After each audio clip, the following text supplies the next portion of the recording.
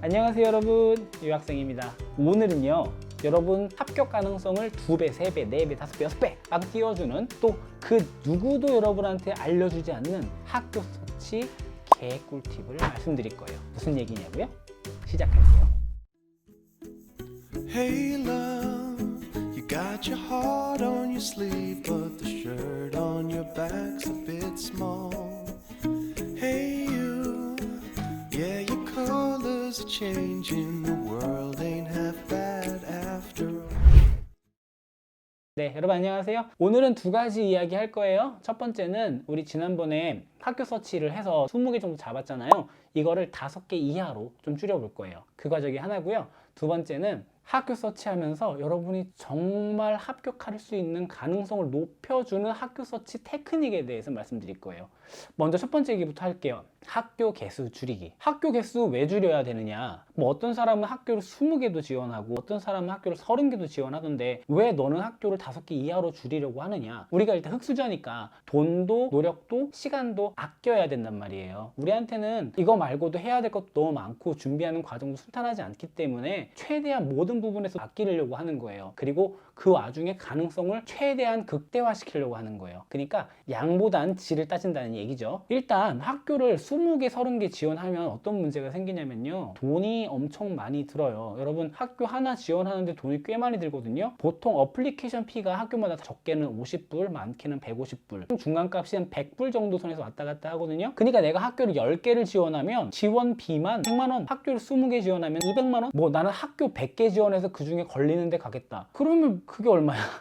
거기에서 끝이 아니에요. 여러분 또 뭘 하셔야 되냐면 토플, GRE 보고 점수 리포팅 해야 되고, 대학교 성적 트랜스크립트도 공증을 해서 리포팅 해야 돼요. 이게 다 돈이란 말이에요. 쉬운 거부터 가봅시다. 성적표 공증 후 리포팅. 학교마다 성적표 공증을 받는 곳이 다 달라요. 어디서는 대사관에서 받아야 되고 어디서는 서드파티, 그러니까 성적 공증을 해주는 회사가 있거든요. 거기에서 받아야 돼요. 근데 공증비만 보통 100불, 150불 해요. 근데 이게 대학마다 한 개의 회사에서 다 받느냐? 아니에요. 대학마다 성적표 공증을 인정해주는 회사가 다 달라요. 그럼 학교를 20개, 30개 지원하면 여러분이 이용해야 될 공증 회사가 되게 많아지는 거예요. 그럼 거기에다 성적표 하나하나 다 보내야 되지. 배달료 들죠. 한 3만 원 돈 한단 말이에요. 거기서 심사비 내야 되죠. 100불, 150불 한단 말이에요. 그리고 거기서 그 성적표 걔네가 처리해주면 학교에다 리포팅 해야지 한 25불, 30불 든단 말이에요. 어디는 50불도 들고. 근데 이런 게 있어요. 우리가 아무리 서두르려고 해도 뭐 이것 준비하고 저것 준비하고 하다 보면 그럼 어쩔 수 없이 일정이 좀 미뤄지는 경우가 있어요. 그러면 지원 마감일이 12월 1일인데 내가 11월에 내 성적을 공증을 받아서 학교에다가 리포팅을 하려고 한단 말이에요. 근데 무슨 문제가 있냐면 미국에는 11월에 땡스기빙 할러데이가 있어요. 그동안에 얘네가 일을 안 해요. 그때는 모든 물류의 배송이 느려져요. 그러면 여러분이 성적표 리포팅 하면 2주 걸리거든요. 근데 더 걸릴 수도 있다는 얘기예요. 그 11월에는. 그러면 이제 막 피가 마르는 거야. 막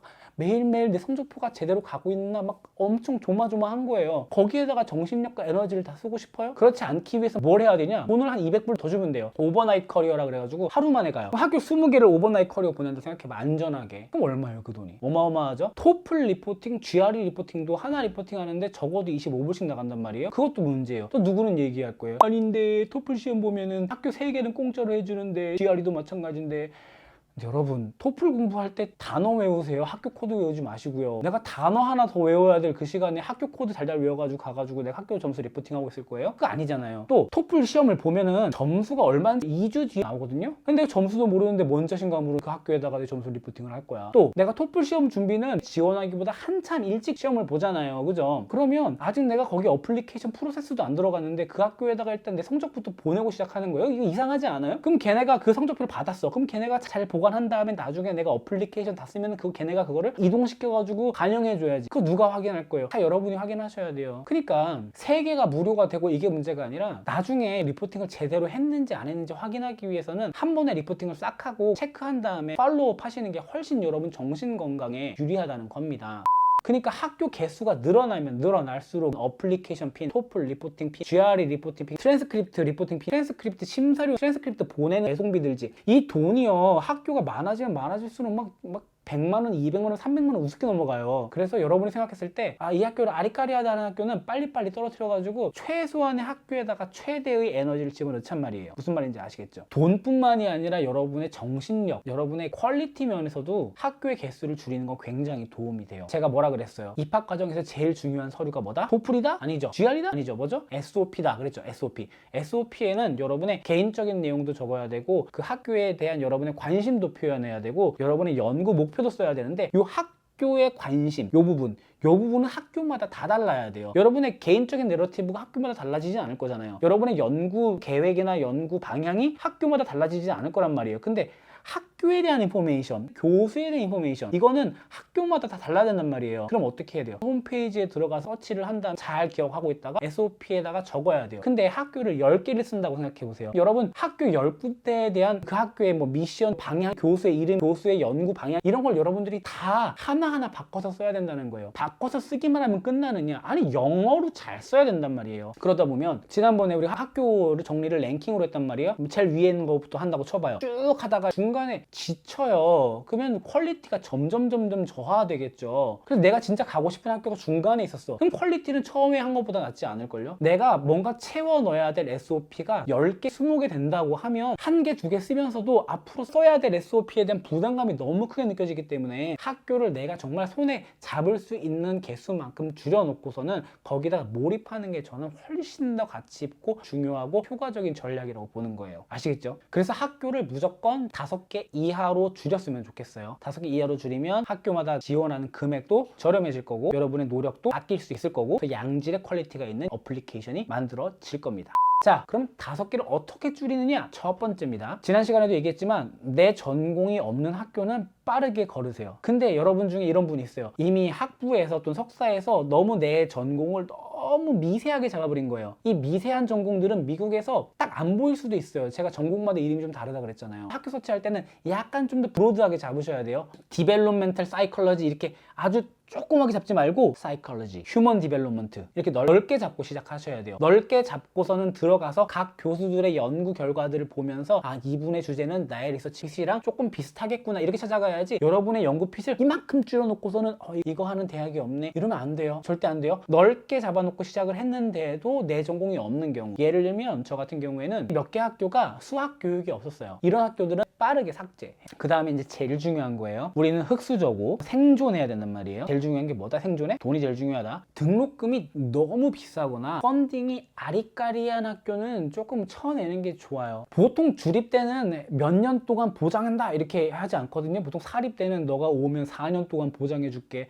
5년 동안 보장해줄게, 너가 이상한 짓을 하지 않는 한 이래요. 그렇다고 무조건 사립을 지원하라는 얘기는 아니고 학교에 이제 등록금을 봐야 돼요. 학교 등록금이 5만 불 이렇게 삐까하게 가는 경우 조금 위험 소지가 있어요. 무슨 말이냐면 제가 정말 좋아하는 유튜버 중에서 펜스테이트 졸업하시고 지금 미국에서 연구원 생활하시는 외길이 님이라는 분이 있는데 이분이 학교 다니다가 한 학기 동안 펀딩이 끊겼대요. 한 학기 부학점에 대한 튜이션을 다 내야 되고 렌트비 내야 되고 보험료 내야 되고 생활비 내야 되고 차 유지비도 내야 되고 이거 다 내야 되니까 미쳐버리는 거예요. 그래서 이분은 학과장한테 연락해서 한 학점만 들으면 안 되겠느냐 이렇게 사정사정해서 돈을 아꼈대요. 근데 이때 안 들은 8학점 나중에 다 들어야 돼요. 어쨌든 지금 되나 나중에 되나 문제가 생기는 거란 말이에요. 정신적으로든 돈으로든. 학비가 너무 비싼 학교는 중간에 이런 일이 발생했을 때 내가 더 이상 학교에 다니는 걸 유지할 수가 없는 거예요. 그래서 5만 불 언저리의 튜이션을 자랑하는 학교는 저는 그래서 제외했어요. 늘 부담스러운 거지. 보통 주립학교는 학생 수가 많아요. 그리고 사립학교는 학생 수가 적죠. 꼭 다 그런 건 아니지만 주립학교는 학생 수가 많으니까 경쟁률이 조금 낮을 수 있어요. 사립학교는 경쟁률이 더 높겠죠. 그래서 사립학교 중에서 너무 적게 200명 이하 규모를 자랑하는 그런 학교는 가급적이면 지원을 안 했어요. 그리고 주립학교, 큰 학교, 막 1000명 넘어가는 학교도 전 가급적이면은 쓰지 말아야지 생각을 했어요. 여기에는 이유가 몇 가지가 있는데요. 펀딩에 대해서 경쟁해야 될 가능성이 높아요. 사립대학교는 합격하면 우리가 4년이고 5년이고 보장해 줄게 이렇게 얘기를 하거든요. 근데 주립은 너가 오면 첫 해는 보장해 줄게, 그 다음부터는 교수랑 얘기해서 펀딩을 이어가봐 이렇게 얘기가 된단 말이에요. 그러면 이제 거기 가면 나는 그 수많은 영어 잘하는 애들이랑 해마다 이 펀딩을 위해서 교수랑 같이 관계도 잘 유지하고 내 연구 역량도 계속 보여줘야 되고, 근데 이게 모든 게 다 경쟁 속에서 이루어진다는 얘기죠. 스트레스 받을 것 같다는 있다는 거예요. 학생 수가 많으면 많을수록 이 펀딩에 대해서 도전하는 사람들이 많으니까. 그리고 또 이런 게 있어요. 지도 교수가 박사생 한 명한테 쏟는 시간이 어마어마하거든요. 글 쓰면 다 읽어봐줘야 되지, 같이 연구 계획하고 피드백하고 너무 할 게 많아요. 교수 한 명이 지도 학생 한 명한테 쏟는 시간이 엄청 많아요. 그런데 지도 교수한테 지도 학생이 너무 많다? 그러면 영어도 잘 못하고 내가 가서 첫 해 동안 생존하고 적응해야 되는데 완전히 서바이벌 모드인데 이 교수가 나한테 관심을 줄 수 있을까? 그럼 내가 거기에서 관심도 못 받고 혼자 어버버버 하다가 유학 포기하게 되는 거 아닐까? 이런 생각들을 많이 했어요. 그래서 학교에 몇 명의 학생이 다니고 있느냐, 이것도 여러분이 곰곰이 따져봐야 될 가치 중에 하나인 거예요. 그리고 이거는 여러분이 크게 많이 생각 안 하는 건데 시차도 중요하고요. 이 학교가 어디에 위치해 있는지 지역도 되게 중요해요. 지역에 대해서 얘기하자면 한국에서 직항으로 비행기가 닿는 미국의 땅이 있어요. 샌프란시스코, 시애틀, LA, 뉴욕, 애틀랜타, 시카고, 보스턴 이런 데가 있거든요. 이런 데에 학교가 위치해 있지 않은 경우도 많죠. 여기서 비행기를 환승을 해서 2-3시간 더 날아가야 되는데 위치한 학교가 있을 수 있어요. 거기까지 괜찮아요. 공항에서 나와가지고 차 타고 2-3시간을 더 들어가야 되는 그런 데에 학교가 있을 수도 있어요. 그래서 주변을 둘러보면 뭐가 있어요? 거대한 옥수수 밭이.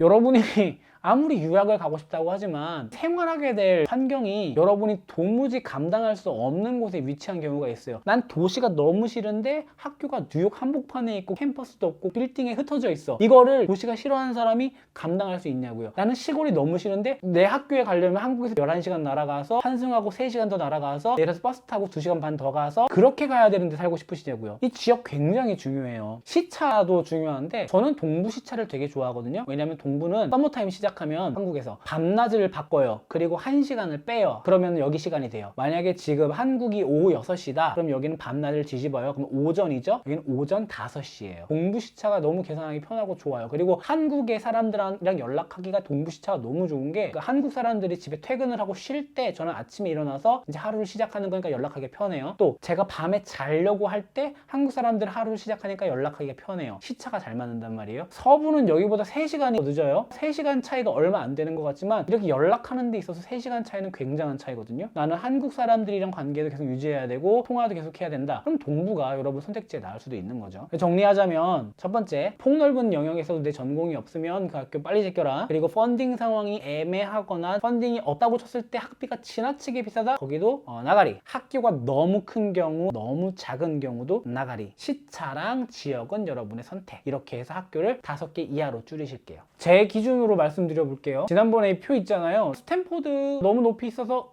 아니야. 보스턴 유니버시티 학비가 54,000불이 넘어요. 중간에 펀딩 끊겼을 때 감당할 여력이 없어서 안 쳐다봤어요. 근데 정말 신기한 게 얘네가 올해는요 박사 들어오면 전액 펀딩 5년 해준다 그랬거든요. 만약에 BU가 제가 지원할 때 펀딩을 그렇게 준다고 보장을 해줬으면 저는 BU도 썼을 거예요. UCLA, 위스콘신, 메디슨 같은 경우에는 제 전공이 제대로 없었어요. 그래서 안 썼고요. 티처스 컬리지는 펀딩이라는 것 자체가 없는 학교예요. 유니버시티 오리건은 제 전공이 없었고 애리조나 스테이트 유니버시티는 여기 있는 교수님이 한국 분이셨어요. 근데 저는 미국에 와가지고 한국 교수님 물론 너무 훌륭하신 분이지만 미국 와서 미국 교수님이랑 얘기하고 연구하고 싶었습니다. 지역적으로 버지니아, UIUC, 펜스테이트, 피츠버그, 퍼듀는 잘랐습니다. 저기 너무 시골이에요. 일단 기후도 그렇고 너무 춥거나 너무 덥거나 미시건엔 아버랑 미시건 스테이트 있었는데요. 미시건 스테이트는 여기는 심지어 교수님이랑 연락도 주고받고 그 교수님이 진짜 highly encourage 했거든요. 쓰라고 될 것 같았는데 여기는 일단 학생 수가 너무 많았고 펀딩 경쟁을 앞으로 계속 할 수 있을까 이런 의심이 좀 있었어요. 미시건엔 아버는 제가 정말 존경하는 교수님이 계신 그 학교고 어떻게 보면 제 정말 꿈의 학교였는데 왜 여기엔 지원 안 했냐면 이 교수님이 워낙 훌륭하신 분이니까 지도 제자가 워낙 많아요. 그래서 어디 지원했느냐? 벤더빌트, 보스턴 컬리지, 조지아, 피츠버그까지 4개 지원했습니다. 어떻게 됐냐? 벤더빌트 떨어졌고요. BC 린치 합격했고 조지아 합격했어요. 근데 조지아는 더운데 위치해 있고 펀딩도 확실하지 않은데 왜 지원했느냐 이렇게 물어볼 수 있는데 조지아는 제 전공에서 오랫동안 탑이었던 학교고 한국에 있는 많은 교수님들이 이 학교를 졸업하셨고 어떻게 보면은 수학교육의 서울대 같은 느낌이어서 지원을 했어요. 그리고 피츠버그 대학은 서류가 나중에 하나가 미싱돼가지고 심사 받지도 않았어요. 그러니까 저는 학교 3개 쓴 거죠. 3개 중에서 벤더빌트 하나 떨어지고 나머지 2개는 다 붙었어요. 지원하면서 좋았던 거는 벤더빌트랑 BC랑 플랫폼이 거의 유사했거든요. 그러니까 지원서 쓰기가 되게 편했어요. 자, 이번에는 학교 서치 개꿀팁 말씀드릴 거예요. 학교 서치를 막 하는 게 아니라 여러분이 합격할 가능성을 최대한으로 높이는 서치를 해야 된단 말이에요. 정보를 충분히 학교에서 얻어야 되고, 그리고 여러분 리서치 PC랑 맞는 흥미로운 교수님을 찾아가야 돼요. 어떻게 하는지 말로 하지 않고 실전으로 보여드릴게요. 우리 지난번에 갔던 두 학교 있잖아요. 벤더빌트 한번 가볼까요? 벤더빌트 가보면 어드미션에 가서 우리 지난번에 했던 거 그대로 해볼게요. 그리고 이번에는 이 학교 교수님들을 좀 찾아볼 거예요. 교수님 보면 보통 이렇게 학과 사이트에 패컬티에 대한 이름이 있거든요. 그래서 어떤 분들은 누르면 이렇게 메일로 연결되는 경우가 있고, 어떤 분들은 이렇게 들어가면 개인 홈페이지로 연결되는 분이 있어요. 이렇게 쭉 보면 이 사람이 어떤 리서치 인터레스트를 가지고 있는지 보이죠. 이거 꼼꼼히 읽으신 다음에 여러분 SOP에다가 담아주시면 굉장히 좋아요. 그리고 정말 관심 있게 보셔야 되는 건 뭐냐면요, 바로 이겁니다. 이렇게 친절하게 나는 학생을 받는다라고 알려주는 교수님도 있으세요. 대부분의 교수님들이 이렇게 안 알려주거든요. 이 교수님은 이때 정말 박사 학생이 필요했던 거죠. 이때 이 리서치 인터레스트랑 잘 맞춰서 글 썼으면 합격 가능성이 굉장히 높았다는 얘기겠죠. 자, 이렇게 안 나와 있는 경우 어떻게 하냐, 커리큘럼 밑에 들어가 보면요, 이 교수님의 개인정보가 쭉 나와요. 그러면 뭘 봐야 되느냐? 다 필요 없고 펀디드 리서치를 보면 돼요. 갔을 때 여러분이 지원하려고 하는 그 해에 이 교수님이 받는 돈이 있느냐? 그걸 확인하셔야 돼요. 17년부터 19년까지 이분이 124만 9,250달러짜리 사업을 하셨어요. 그러니까 이분은 이 사업을 같이 할 박사 학생이 필요했겠죠. 그래서 이분이 이때 18년, 19년에 학생을 뽑은 거예요. 아마 학생이 중간에 교체가 됐을 거예요. 자, 이분은 이제 사업이 끝났죠. 아마 조만간에 또 사업을 받으시면 여기에 또 업데이트를 해주시거든요. 보통 교수님들은 3개월에 한 번씩 CV를 다시 올리시니까 이렇게 꾸준히 찾아봐야 돼요. 이분은 올해 사업이 끝나니까 학생을 안 뽑을 가능성이 높겠네, 이런 판단이 설 수도 있겠죠. 다른 데 한번 가볼까요? 미시간도 가봤었죠? 미시간에 제가 정말 존경하는 그 교수님 한번 찾아가 볼게요. 교수님 만나러 갑니다. 어디 계시냐면 교육대학에 계시고요. 네, 디렉토리.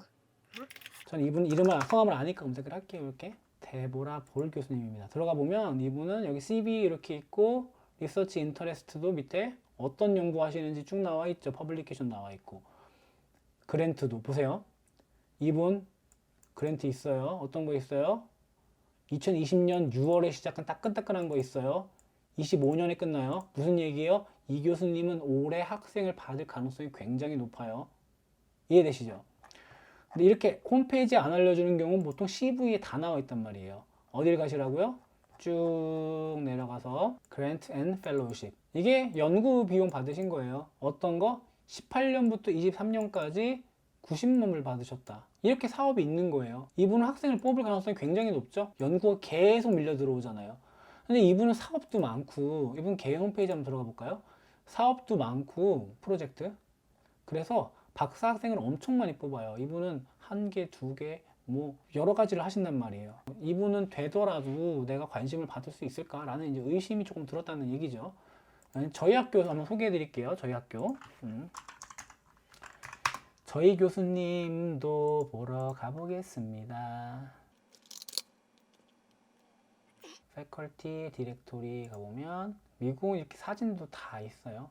개인 홈페이지 들어가 보면 바이오그래피도 있고 퍼블리케이션도 있고, 여기 뭐에 전공을 하고 있는지 쭉 나오죠. 그리고 리서치 인터레스트 나오고, CV 보면 여기 펀디드 프로포즈를 보시면 외부 펀딩 20년에서 26년, 돈도 굉장히 많아요. 178만 달러. 그러니까 이분은 학생을 뽑을 여유가 된다는 얘기죠. 무슨 얘기인지 아시겠죠? 그래서 제가 지금 드리는 말씀이 뭐냐면, 우리 지난 시간에는 어플리케이션을 위한 큰 정보만 찾았잖아요. 그 정보로 다 정리하신 다음에 지금 보시는 것처럼 학과 홈페이지에 들어가서 교수님들 CV를 확인하면서 이분이 펀딩이 있는지, 어떤 연구 주제를 가지고 있는지, 리서치 핏이 나랑 맞는지 안 맞는지를 이렇게 판단하셔야 돼요. 그래서 아까 말했듯이 돈이 너무 비싸거나 펀딩이 안 될 가능성이 높은, 내가 생활을 하기 적합하지 않은 그런 학교들은 제외하셔서 5개 이하로 만드셔야 돼요. 무슨 말인지 아시겠죠? 아무도 이런 거 안 알려줘. 별거 아닌 것 같지만 꿀팁이야. 그죠? 네.